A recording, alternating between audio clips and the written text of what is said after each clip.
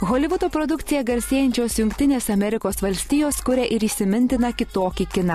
Su Jungtinių valstijų ambasada Lietuvoje bendradarbiaudamas festivalis jau antrus metus iš eilės pristato geriausius pernai sukurtus šios šalies nepriklausomų kino kūrėjų darbus.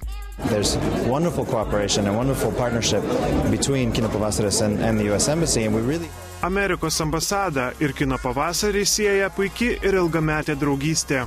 Mes tikimės, kad Amerikos nepriklausomo kino programa taps tradicija. Kaip ir ambasadorė minėjo savo kalboje, laisvė ir nepriklausomybė tai bendros vertybės tiek Jungtinėms valstijoms, tiek Lietuvai. Tai apima ir kiną, ir kultūrą apskritai, bei mūsų valstybių tarpusavio santykius. It stretches to culture, it stretches to friendship between our two nations.